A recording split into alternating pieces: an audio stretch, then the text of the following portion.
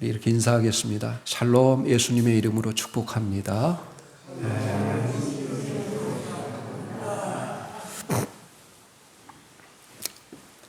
오늘 본문은 매우 길어서 제가 애화 없이 여러분 본문 위주로 여러분들에게 말씀을 전하겠습니다. 위기를 극복하려면, 우리가 이 위기에서 벗어나려면 어떻게 해야 되는지 오늘 본문이 답을 제시하고 있습니다. 지금까지는 산발락과 게셈과 도비아 등 외부의 적들이 등장했지만 5장에서는 내부의 적이 등장하고 이 내부적인 갈등으로 분열이 일어났습니다. 이때 느헤미야는 이 어려운 상황을 외면하거나 도피하지 아니하고 하나님이 이 문제를 해결하는데 자신을 도구로 사용하시고, 그래서 이 문제와 부딪히고 대면하게 됩니다. 느헤미야는 이 백성들의 부르짖음과 원망을 듣고 크게 분노했습니다.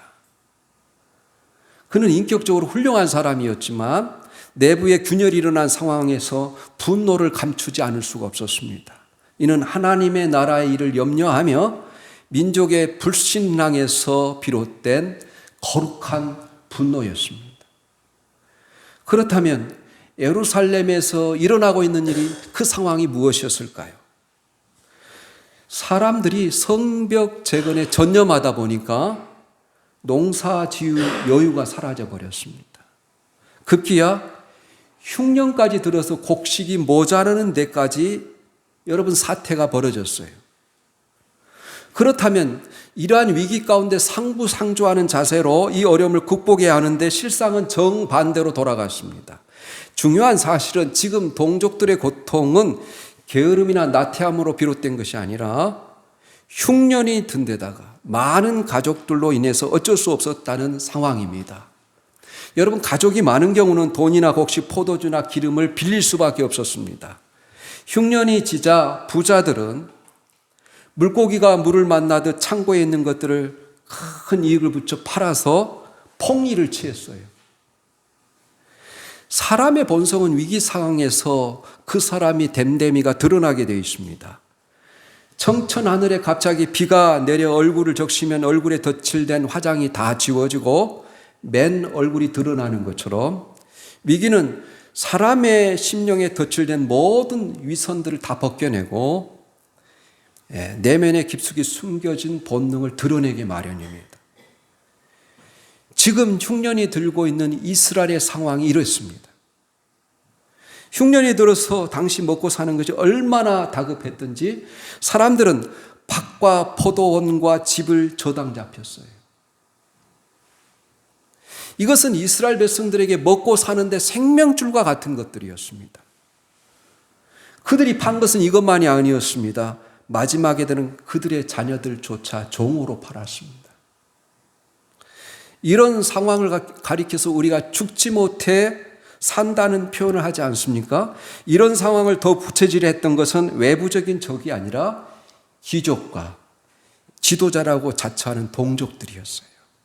그래서 1절부터 5절까지는 이 서민들이, 어려움에 처한 서민들이 불만을 토로하는 거예요. 제가 여러분 이 쉬운 성경을 가지고 2절에 이렇게, 그 사람들이 이렇게 말했습니다. 우리는 자식들이 많아서 식구가 많다. 살아남으려면 먹을 곡식이 필요하다. 어떤 사람은 이렇게 말했습니다. 먹을 것이 너무 부족하다. 곡식을 얻으려면 밭과 포도원과 집을 저당 잡힐 수밖에 없다. 4절에 왕에게 세금을 바치는 밭과 포도원을 저당 잡히고 돈을 빌려 쓸 수밖에 없다. 5절에 우리 아이들도 그들의 자녀와 똑같이 귀한데 그런데도 우리는 이 아들, 딸들을 노예로 팔아야 된다. 우리 딸들 중에는 벌써 팔린 아이도 있다. 이렇게 이야기하는 것입니다. 이것은 다 바로 귀족들을 향해서, 기득권들을 향해서 외치는 불만이었어요. 그래서 이스라엘 백성들의 이 상황은 내후외환의 위기에 처했습니다. 외부적으로는 흉년과 세금의 위기가 있었고 내부적으로는 고리대금으로 고요를 짜는 귀족들이 있었습니다. 이런 위기 상황에서 신앙인이라면 어떻게 해야 하는지, 이로 인해 무너진 사람들의 마음을 느헤미야는 어떻게 회복시키시고 이 모든 사람들의 마음을 하나로 모았을까요? 느헤미야는 이 백성들과 대화를 통해서 무너진 마음을 회복하는 세 가지 방법을 제시합니다. 첫째로 하나님의 말씀으로 찔림을 받고 회개가 일어나도록 하는 거예요. 느헤미야는 백성의 실상을 더 깊이 알고 분노했습니다. 느헤미야는 오늘 시점까지 남유다 백성의 상태가 그 정도까지 이른지는 몰랐던 것 같습니다. 그는 백성의 상태를 알게 된 후 일어난 분노를 가라앉히고 깊이 생각에 잠겼어요. 그것이 6절, 7절이에요. 내가 백성의 부르짖음과 이런 말을 듣고 크게 노하였으나 7절에 깊이 생각하고 구체적으로 기도하고였다고 기록되어 있지는 않지만 이제까지 느헤미야의 이 행동을 보면 그는 깊은 고민과 함께 이 문제를 하나님 앞으로 가져간 것이 분명합니다. 그래서 느헤미야는 먼저 귀족들과 바로 지도자들을 다 모아놓고 가난한 백성에게 돈을 구워주고 큰 이자를 받는 것을 꾸짖었어요. 그리고 나서 다시 한번 큰 집회를 열어서 모든 사람을 모으고 왜 일이 불의한 일인지 하나님이 기뻐하시지 않는 일인지를 이야기를 하는 것입니다. 그것이 8절이에요. 그들에게 이르기를 우리는 이방인의 손에 팔린 우리 형제 유다 사람들 우리의 힘을 다하여 도로 찾았거늘 너희는 너희 형제를 팔고자 하느냐 더구나 우리 손에 팔리게 하겠느냐 하며 그들이 잠잠하여 말이 없기로. 쉽게 풀자면 이런 거. 여러분, 나는 유대인이지만 페르시아에서 태어난 유대인 2세이지만 이곳에 와서 돈을 주고 이방인에게 노예로 팔린 우리 형제들을 구해내기도 했는데 어찌 당신들은 같은 민족, 같은 마을에 살고 있는 사람들을 그렇게 노예로 파는 일에 그 참담한 일에 동참합니까? 이 말을 시작으로 느헤미야는 유대 지도자들에게 리더들에게 더욱 질타를 가했어요. 9절에 보면 내가 또 이르기를 너희의 소용이 좋지 못하도다. 우리 대적 이방 사람의 비방을 생각하고 우리 하나님을 경외하는 가운데 행할 것이 아니냐. 느헤미야는 꾸짖는 데서 끝나지 않고 대안을 제시합니다. 이제 이자 받는 것을 멈추자. 경제적인 원리에서 보면 이자를 받는 것은 정당한 것이에요. 그러나 느헤미야는 이자를 받지 말고 돈을 구워줍시다. 하지만 돈과 곡식과 새 포도주와 기름을 빌려주고 받은 이자도 돌려줍시다. 이렇게 이야기하는 거예요. 그게 10절 11절이에요. 나와 내 형제와 종자들은 역시 돈과 양식을 백성에 구워주었거니와 우리가 그 이자 받기를 그치자. 그런즉 너희는 그들에게 오늘이라도 그들의 밭과 포도원과 감나눔과 집이며 너희가 구워준 돈이나 양식이나 새 포도주나 기름의 100분의 1을 돌려보내라 하였더니 사실 다른 성경에는 100분의 1이란 말이 없어요. 모든 성경은 너희들이 이것을 빌려줌으로 받는 이 모든 이자를 도로 돌려보내라. 리페이. 다시 그 사람들에게 되갚으라. 이렇게 이야기를 합니다. 100분의 1이라면 굳이 해석하자면 그 시대의 이자율이었던 것 같습니다. 그래서 느헤미야가 이 성벽 재건을 완수할 수 있었던 이유 중에 하나는 바로 여기에 있습니다. 바로 귀족들과 이 지도자들이 느헤미야가 기도하고 이야기하는 이 느헤미야의 말을 하나님의 말씀으로 받아들였다는 거예요. 그 말씀을 듣고 그들이 회개합니다. 찔림을 받습니다. 출애굽기에서 하나님께서 자신들에게 주신 말씀이기도 했어요. 우리가 출애굽기 22장이나 신명기 15장에 보면 가난한 사람들을 어떻게 대해야 되는지가 아주 자세하게 설명되어 있어요. 우리 한 구절만 출애굽기 22장 25절하고 또 신약성경 데살로니가전서 2장 13절 말씀을 찾아서 읽어보겠습니다. 출애굽기 22장 25절 말씀입니다. 같이 읽습니다. 시작. 내가 만일 너와 함께한 내 백성 중에서 가난한 자에게 돈을 구워주면 너는 그에게 채권자 같이 하지 말며 이자를 받지 말 것이며 이렇게 이야기해요. 가난한 자가 너희들에게 구울 때는 기꺼이 구워주라. 그러나 이자를 받지 말라는 것이 여러분 구약 성경의 하나님의 말씀이에요. 또 우리 데살로니가전서 2장 13 제가 가장 많이 인용하는 말씀 가운데 하나입니다. 시작. 이러므로 우리가 하나님께 끊임없이 감사함은 너희가 우리에게 들은 바 하나님의 말씀을 받을 때에 사람의 말로 받지 아니하고 하나님의 말씀으로 받음이라. 이 말씀이 또한 너희 믿는 자 가운데 역사하는도다. 그래서 느헤미야를 통해서 들려주신 이 이야기와 이 말씀을 하나님의 말씀으로 받아들여요. 그리고 그 말씀의 찔림을 통해서 영적으로 무너진 부분들을 찾아내고 그 부분들을 도려내어 치료하고자 하신 하나님의 뜻이었어요. 그래서 여러분 하나님의 말씀을 들을 때 우리가 찔리는 거 그것까지 큰 은혜는 없어요. 찔림이 곧 은혜예요. 종교개혁자 마틴 루터의 표현입니다. 찔림이 은혜다. 찔림과 함께 은혜를 주신 하나님의 섭리를 마틴 루터가 말했어요. 하나님은 적나라한 현실을 깨닫게 하시고 그것을 해결할 수 있는 근본적인 대안을 제시해 주는데 무너진 마음의 성벽을 사람들의 무너진 그 가슴을 재건하려면 가장 먼저 하나님의 말씀에 대면해서 찔림을 받아야 된다는 거예요. 그렇지 않으면 결코 사람이 변화될 수 없습니다.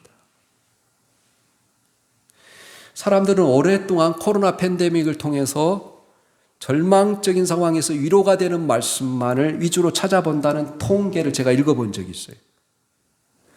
그런데 자신이 원하는 말씀, 귀로 듣고 위로가 되고 부담이 되지 않는 말씀을 듣는데 익숙해지면 영적인 불균형을 초래할 수 있고 우리의 신앙이 결코 성장할 수 없어요. 그렇다면 여러분 구약의 많은 말씀들이 이스라엘 백성들의 불순종에 대한 심판을 주로 기록하고 있는데 구약의 말씀을 읽을 필요도 없고 들을 필요도 없을 것입니다. 그러나 이런 생각과 판단은 영적인 불균형을 초래할 수밖에 없어요. 말씀에는 내가 듣고 싶어하는 말씀과 내가 들어야 될 말씀 두 가지가 있어요. 이 사이에 영적인 균형이 필요합니다. 내가 듣고 싶은 말씀, 내가 꼭 들어야 될 말씀이 무엇인지를 하나님이 판단하세요. 왜냐하면 내 상황을 하나님이 더 잘 아시기 때문에 그래요. 또한 내가 들어야 할 말씀을 듣고 회개하고 돌이키지 않으면 결코 영적으로 성장할 수 없어요. 그러므로 하나님이 들려주시고자 하시는 말씀을 듣고 회개해야 되는 거예요. 놀랍게도 이 느헤미야의 설교와 같은 이 말씀을 듣고 있던 남유다의 지도자들은 자신들의 잘못을 뉘우치고 회개합니다. 12절 13절에 제가 여러분들을 대신하여 쉬운 성경으로 읽어드리겠습니다. 그들이 말했습니다. 돌려주겠습니다. 그들에게서 아무것도 받지 않겠습니다. 당신이 말한 대로 하겠습니다. 나는 제사장들을 불렀습니다. 그리고 귀족과 관리들에게 그들이 한 말을 지키겠다는 맹세를 하게 했습니다. 나는 내 옷의 주머니를 털어보이며 말했습니다. 누구든지 자기 약속을 지키지 않는 사람은 하나님께서 그 집과 재산을 이렇게 털어버리실 것이요. 그런 사람은 빈털터리가 되고 말 것이요. 그러자 그곳에 있는 모든 사람이 아멘이라고 말했습니다. 그들은 여호와를 찬양했으며 사람들은 약속을 지켰습니다. 그래서 남유다의 이 귀족들과 지도자들은 자신의 잘못을 시인했을 뿐만 아니라 잘못된 것을 바로잡기 위해서 오늘 이 느헤미야가 제사장을 증인으로 세워서 제사장이 있는 가운데 하나님께 맹세하게 했어요. 그러자 그 자리에 모인 백성들이 다 같이 아멘을 외치고 하나님을 경배하며 찬양하기 시작했어요. 백성 간의 마음이 풀어지고 자연스럽게 예배하는 분위기가 시작된 거예요. 여러분, 하나님의 말씀을 선포할 때 하나님의 말씀은 아니고 연설이었지만 모든 사람이 아멘! 반드시 그대로 하겠습니다. 그런 뜻이잖아요. 반드시 그대로 될 줄 믿습니다. 아멘. 그렇게 신앙 고백을 하고 결단한 거예요. 이처럼 하나님의 말씀에 반응하여 회개하는 것은 사단의 모든 어두운 세력들을 물리칠 뿐만 아니라 하나님께서 우리에게 산 소망을 주시고 또 참다운 회개는 하나님의 마음을 기쁘시게 합니다. 그래서 참다운 회개는 무너진 사람의 마음을 다시 일으키는 힘을 갖습니다. 그러므로 무너진 마음의 성벽을 재건하려면 바로 찔림받는 말씀을 근거로 회개해야 된다는 거예요. 하나님이 찾으시는 이 시대에 어떤 사람을 찾으실까요? 정말로 회개하는 영혼을 찾으세요. 가장 귀하게 여기는 영혼이 하나님의 말씀을 듣고 회개하는 사람을 하나님이 가장 존귀하게 여기세요. 이 시대에 회개하는 사람이 없잖아요. 얼마나 귀하게 보시겠어요. 눈으로 여러분 눈물을 흘리며 기도하는 그 기도를 찾으시는 거예요. 우리 하나님이 얼마나 회개하는 사람을 기뻐하시는지 두 구절 찾아보겠습니다. 이사야서 57장 15절하고 사도행전 3장 19절이에요. 이사야서 57장 15절입니다. 시작. 지극히 존귀하며 영원히 거하시며 거룩하다 이름하는 이가 이와 같이 말씀하시되 내가 높고 거룩한 곳에 있으며 또한 통회하고 마음이 겸손한 자와 함께 있나니 이는 겸손한 자의 영을 소생시키며 통회하는 자의 마음을 소생시키려 함이라. 하나님이 겸손하게 하나님 앞에 엎드려 통회하는 심령을 찾으신다는 거예요. 그 사람에게 회복하는 은혜를 주시고 하나님과의 관계를 회복하시고 여전히 하나님께서 그들의 삶을 인도하시고 보호하시고 삶에 필요한 것을 공급해 주시는 은혜를 베푸신다. 어떤 사람에게? 회개하는 사람에게. 회개를 통해서만 우리가 하나님과 화목할 수 있고 관계가 회복되는 거예요. 또 사도행전 3장 19절 말씀입니다. 같이 읽겠습니다. 시작. 그러므로 너희가 회개하고 돌이켜 너희 죄 없이함을 받으라. 이같이 하면 새롭게 되는 날이 주 앞으로부터 이를 것이요.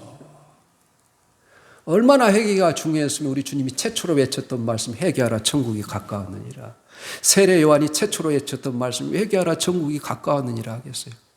회개하는 자만이 천국에 들어갈 수 있어요. 둘째로 하나님의 말씀을 존중하며 행하는 겁니다. 온 백성이 모인 이 대집회에서 말씀의 찔림으로 인한 회개가 일어난 후에 그들은 하나님을 찬양했어요. 그리고 귀족들과 리더들은 하나님이 주신 말씀대로 그대로 행했어요.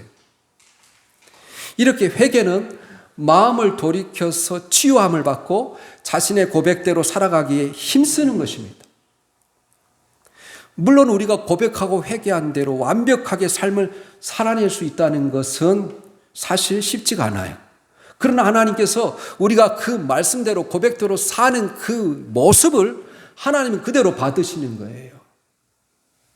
회개는 우리의 마음에 치유를 가져오지만 그 회개의 내용을 행하는 것은 우리 삶에 능력을 주는 거예요. 이스라엘 백성도 자신들 스스로 느헤미야 요구를 적용했습니다. 백성이 느헤미야 연설에 순종할 수 있던 이유는 말씀으로 인한 찔림과 동시에 느헤미야가 모범적인 삶을 살았기 때문이에요. 오늘 14절에 보면 느헤미야가 어떤 삶을 살았는지를 고백하고 있습니다. 14절.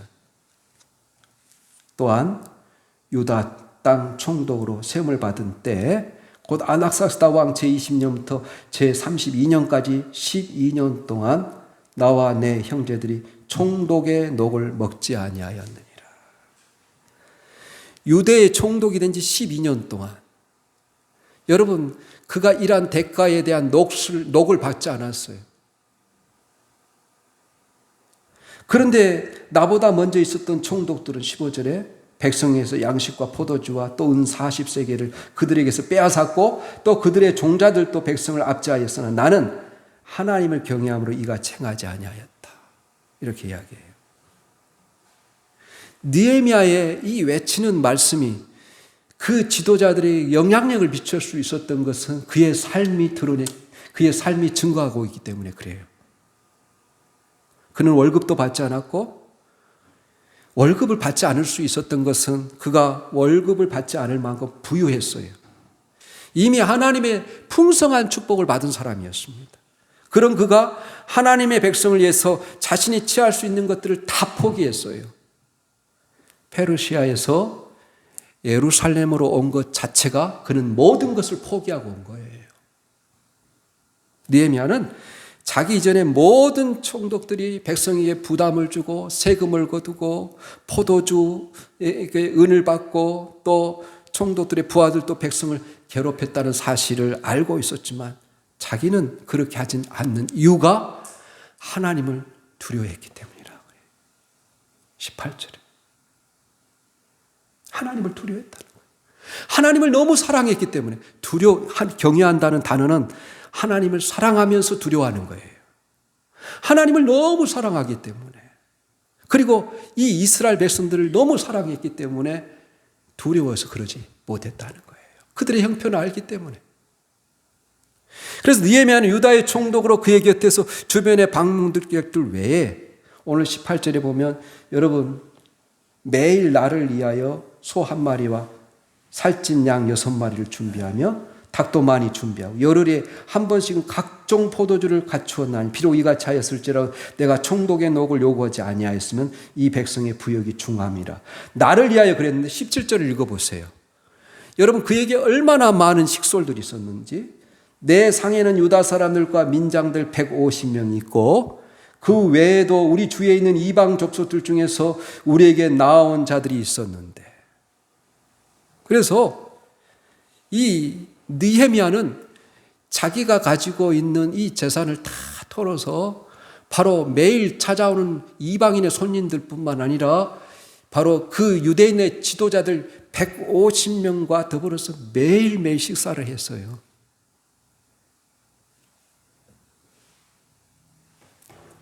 그래서 그런 양식이 필요했던 것입니다. 그래서 느헤미야가 이처럼 행한 까닭은 하나님을 경외했기 때문이라 그렇게 얘기해요.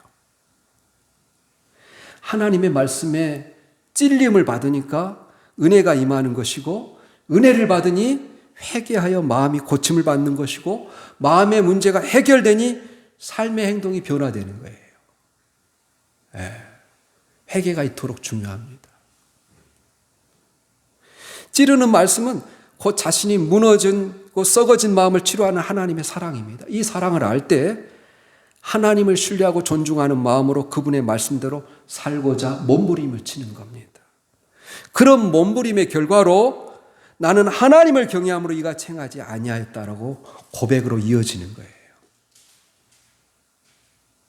셋째로 다시 한번 하나님의 은혜를 구합니다. 오늘 여러분 가장 중요한 말씀이 마지막 말씀이에요.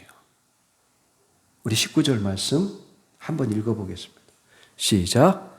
내 하나님이여 내가 이 백성을 위하여 행한 모든 일을 기억하사 내게 은혜를 베푸시옵소서. 여러분 모든 선한 일을 행한 후에도 하나님께 구할 것은 무엇이냐면 은혜예요. 어떤 선한 일을 하거나 섬기는 일을 하거나 사람들을 기쁘게 하는 일을 하고 나면 하나님의 은혜를 잊어버릴 때가 많습니다. 그래서 우리는 신앙생활을 하면서 끊임없이 하나님 앞에 구해야 될 것이 은혜예요. 하나님 앞에 은혜를 달라고. 이렇게 은혜를 간구하는 것이 하나님의 살아계심을 인정하는 삶의 태도입니다. 하나님 지금까지 은혜를 베푸셔서 여기까지 인도하신 하나님, 앞으로도 더 큰 은혜를 베풀어 주세요. 하나님의 은혜 없이는 살 수가 없습니다. 이렇게 기도하는 거예요. 우리 한번 같이 따라서 해볼까요? 하나님, 저에게 말씀의 은혜를 주셔서 찔림을 받아 회개하고 다시 일어나게 해 주옵소서. 그러면서 하나님 내게 은혜를 베풀어 달라고 기도하는 거예요. 오늘 느헤미야 5장의 결론이에요. 마무리는 느헤미야의 기도로 끝나는 거예요.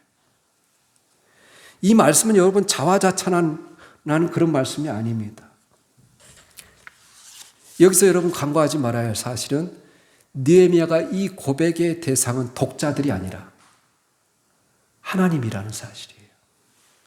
느헤미야는 이 자신의 결백과 신실함을 하나님 앞에 아뢰고 있습니다. 대개의 사람들이 자신의 의로운 것을 하나님 앞에서 자신의 의로운 것을 사람들 앞에 자랑하지만 오늘 느헤미야는 하나님 앞에서 그렇게 하는 거예요. 하나님 앞에서 어떻게 그럴 수 있습니까? 느헤미야는 하나님 앞에서 정직한 심령으로 자신의 온전한 믿음 가운데 모든 일을 선하게 행하였음을 고백합니다. 그리고 이를 통해 하나님의 또 다른 은혜, 앞으로 주님 은혜를 베풀어 주세요 구하는 거예요.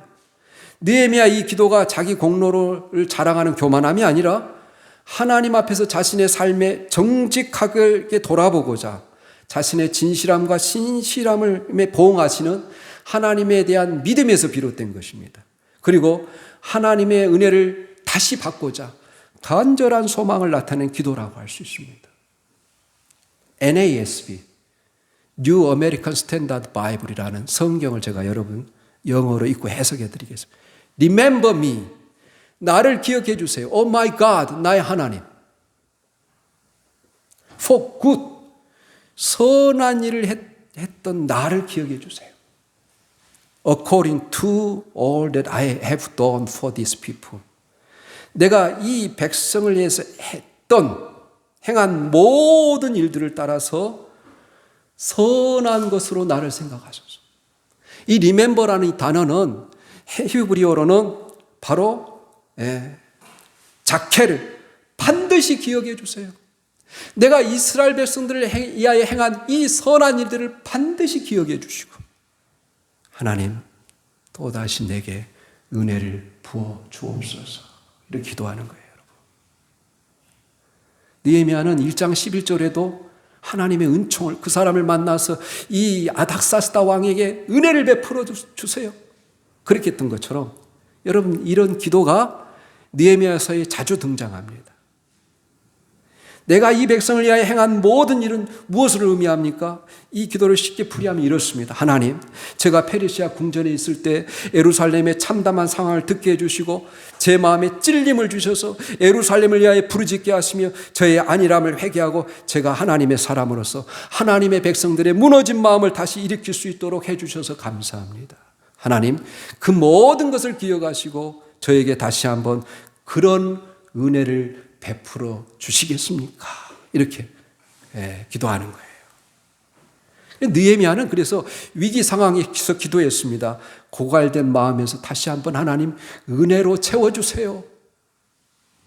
부족하지만 하나님께 나아가면서 몸부림치면서 자신이 행한 모든 일을 기억하며 은혜를 베풀어 달라고 간구하는 거예요. 그런데 느헤미야 이 기도는 자신을 위한 기도가 아니었어요. 공동체를 위한 은혜를 베풀어 달라는 거예요. 이런 느헤미야를 보고 어떻게 하나님께서 은혜를 주시지 않겠어요? 우리 두 구절 찾아보고 말씀의 결론을 내리겠습니다.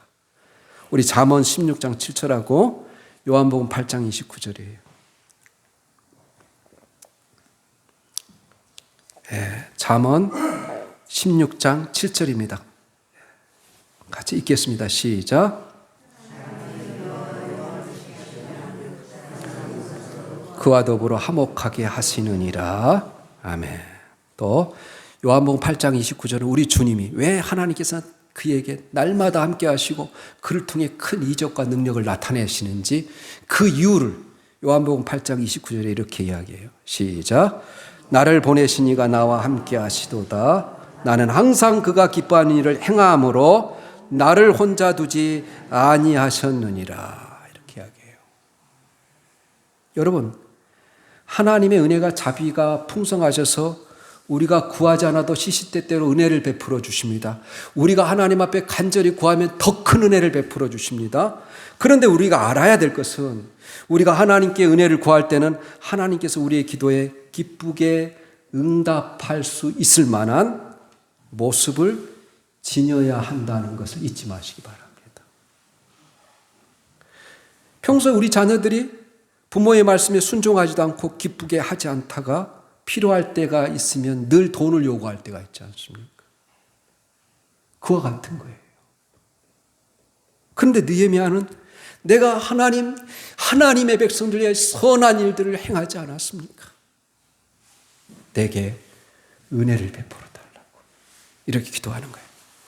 이 모든 선한 일을 기억하시고 은혜를 베풀어 주옵소서라고 기도할 수 있는 우리 모든 성도들이 다 되시기를 예수님의 이름으로 축원합니다. 아멘.